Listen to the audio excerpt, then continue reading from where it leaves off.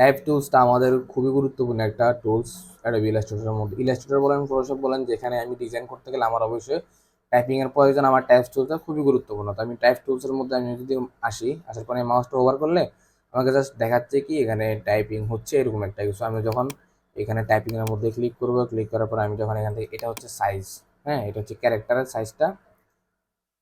এখান থেকে আমি সাইজ বাড়াইতে পারবো, কমাইতে পারবো। এখানে হচ্ছে কিন্তু ফন্টের নামটা আমি চেঞ্জ করতে পারবো, যে কোনো একটা ফন্টের নাম দিতে পারবো। এইখানে হচ্ছে ফন্টের যে ফ্যামিলি থেকে আমরা যখন বড়, যখন যেমন একটা ফন্ট আছে ল্যাটো ফন্ট, ল্যাটো ফন্ট আমি যখন ইউজ করব তখন ল্যাটোর মধ্যে ওর যে কিছু ফ্যামিলি আছে এগুলো, এটাকে বলা হচ্ছে ফ্যামিলি। হ্যাঁ, সেট ফন্ট মানে ফন্টের যে বিভিন্ন সেট আছে সেগুলো।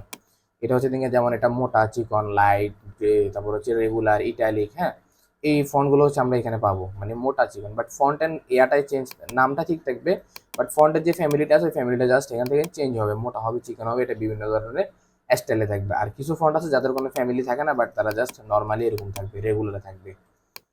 এরপরে যদি প্যারাগ্রাফ না, আমি যদি ক্যারেক্টারের মধ্যে যদি প্রেস করলে আমার এখানে অপশনটা আমি পাবো, অথবা আমি উইন্ডো থেকেও ক্যারেক্টারের মধ্যে আসতে পারি। উইন্ডো থেকে আসবো, আসার পর হচ্ছে আমি এখান থেকে টাইপের মধ্যে যাব, টাইপ থেকে আমি এখান থেকে ক্যারেক্টারটা এখানে নিয়ে আসতে পারি। এইখানে আমি ফন্টের নাম চেঞ্জ করতে পারবো, তারপরে ফ্যামিলি চেঞ্জ করতে পারবো, এখান থেকে সাইজটাকে বড় ছোট করতে পারবো।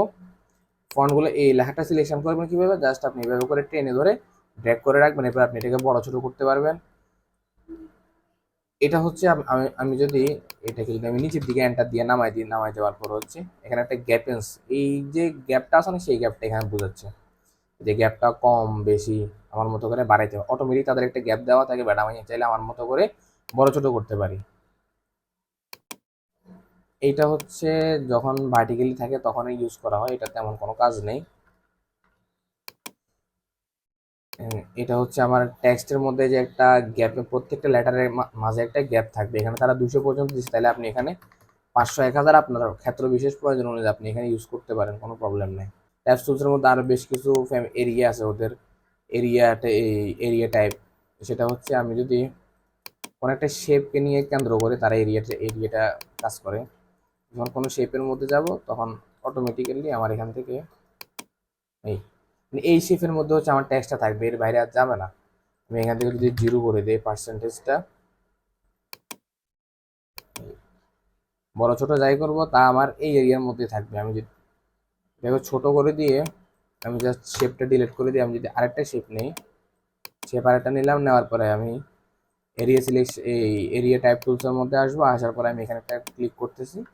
এভাবে করে হচ্ছে কি, এটা হচ্ছে এরিয়া, আমি যে এরিয়াটা দিব ওই এরিয়ার মধ্যে আমার এখানে টেক্সটটা আসবে, জাস্ট এটাই।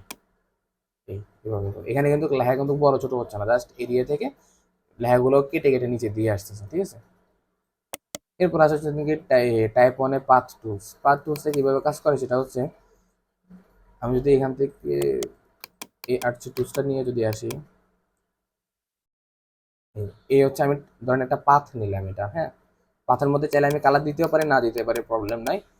তো আমি বোঝার জন্য একটা কালার দিলাম। পাথের মধ্যে যদি আমি এসে পাথের মধ্যে জাস্ট ক্লিক করলাম, এই যে দেখতে পাচ্ছেন যে আমার পাথের মধ্যে এটা হচ্ছে পাথ, এগুলোকে বলা হয় পাথ। টাইপ ওয়ানে পাথ টুলস মানে সে তার কাঙ্ক্ষিত লেখা যেটা আছে সেটাকে সে পাথের মধ্যে শো করাবে, এই হচ্ছে পাথ টুলস। এরপর হচ্ছে ভার্টিক্যাল টাইপ টুলস, বুঝতেই পারছেন যে আমি যদি এভাবে ক্লিক করি তাহলে এটা এভাবে করে উল্টাতে আসবে, মানে বাঁকাতে আসবে আর কি। আমি যাই টাইপ করবো আমারটা জাস্ট এই সিস্টেমে আসবে। এরপর হচ্ছে ভার্টিক্যাল এরিয়া টাইপ টুলস, আমরা যদি একটা এরিয়া, আমি যদি একটা এরিয়া সিলেকশন করে রাখি, এখান থেকে আমি যদি একটা সার্কেল নিয়ে রাখি, এই পলিগনটা নিলাম, নেওয়ার পর আমি যদি এখানে প্রেস করি মানে এভাবে আসবে, জাস্ট এটার সাথে মিলিয়ে পাথটাকে কেন্দ্র করে আমার টেক্সটটা এখানে আসবে। ভার্টিক্যাল টাইপ মানে পাথ টুলসটা হচ্ছে, আমি যদি একটা পাথ নেই এখান থেকে, সেম ভাবে যদি আমি যে কোনো পাথ নিতে পারি, আমি এখান থেকে যদি একটা লাইন নিই,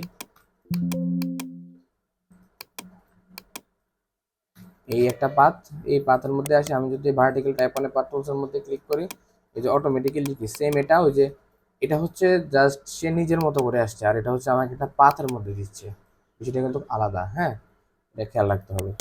এরপর হচ্ছে দেন কি টাচ টাইপ টুলস, এটা খুবই গুরুত্বপূর্ণ একটা জিনিস। সেটা হচ্ছে আমি যদি একটা যে কোনো একটা টেক্সট লিখলাম এখানে, সাপোজ ধরুন আমি এখানে আসি আমার নামটা লিখতেছি, এখন আমার কিছু কিছু ফন্ট বা কিছু কিছু ডিজাইনের মধ্যে দেখবেন যে আপনার টেক্সটটা একটু আঁকা বাঁকা করে আছে। এখন আমি তো ফন্টের মধ্যে আছে, আমি জাস্ট এটাকে করতে হলে হয়তো বা আউটলাইন করি, আউটলাইন করা, এরপর হচ্ছে আমি এটাকে নিজের মতো করে আঁকা বাঁকা করতেছি, এরকম না।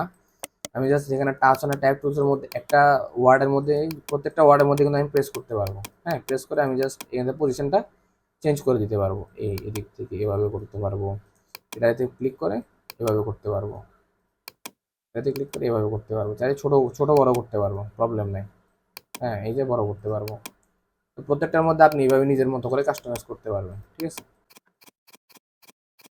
আবার আমি চাইলে এখানে ট্যাক্সগুলা চেঞ্জও করতে পারবো, ঠিক আছে।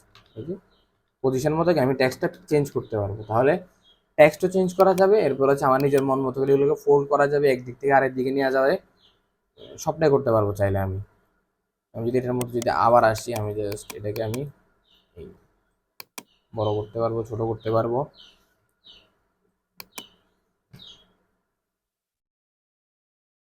এভাবে করে আমি এটাকে নিয়ে কাজ করতে পারি। এই হচ্ছে আমাদের টাইপস টুলসের মধ্যে যে ফ্যামিলিগুলো থাকে সেগুলো নিয়ে আলোচনা করলাম।